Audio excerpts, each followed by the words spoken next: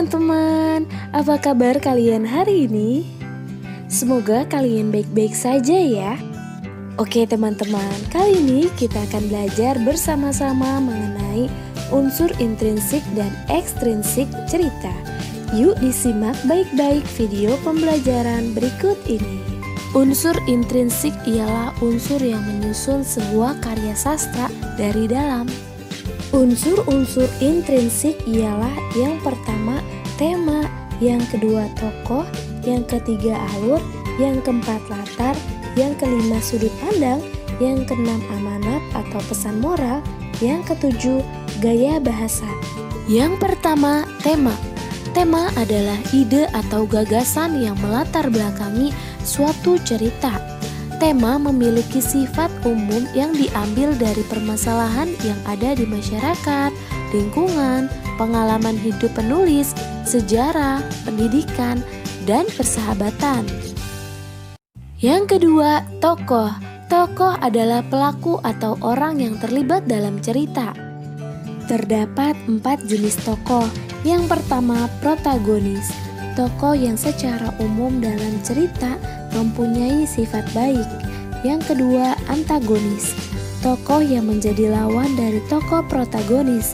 Tokoh antagonis mempunyai watak yang negatif seperti iri, sombong, dengki, angkuh, dan lain-lain. Yang ketiga, tirtagonis. Tokoh yang menjadi penengah antara protagonis dan antagonis. Tokoh ini biasanya memiliki sifat arif dan bijaksana. Yang keempat, figuran.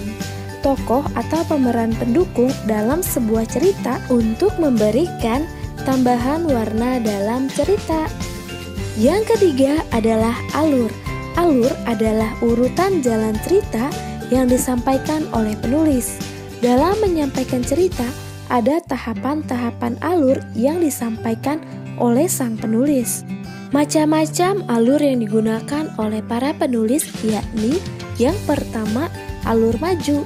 Alur ini menggambarkan jalan cerita yang urut dari awal perkenalan tokoh, situasi, lalu menimbulkan konflik, hingga puncak konflik dan terakhir penyelesaian konflik.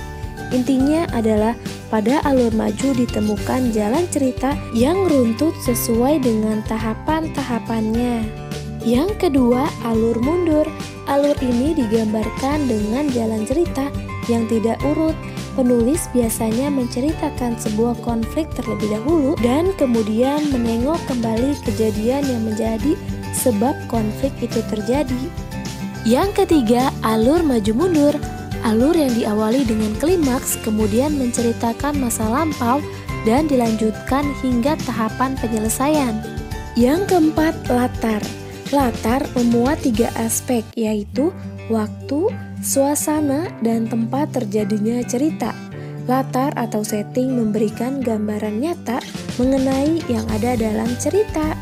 Yang kelima, sudut pandang, yaitu posisi penerang dalam membawakan cerita yang ditulisnya atau dapat dikatakan juga sebagai cara pandang penulis dalam membuat ceritanya.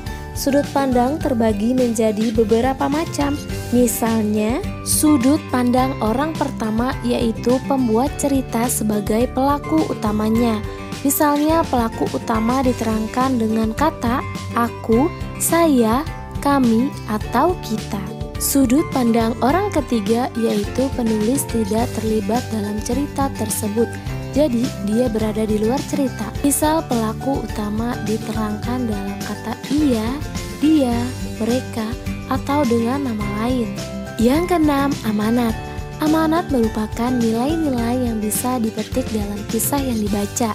Nilai tersebut akan selalu berhubungan dengan tema yang mendasari cerita tersebut. Yang ketujuh, gaya bahasa. Bahasa yang digunakan dalam sebuah cerita memiliki khas yang mengacu pada budaya, kehidupan sehari-hari, sosial budaya, serta pendidikan.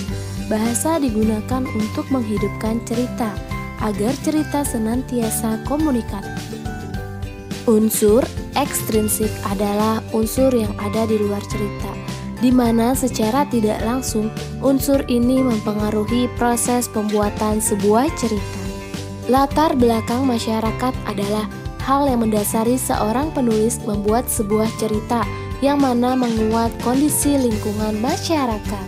Latar belakang penulis adalah faktor yang ada dalam diri penulis sehingga mendorong penulis dalam membuat cerita.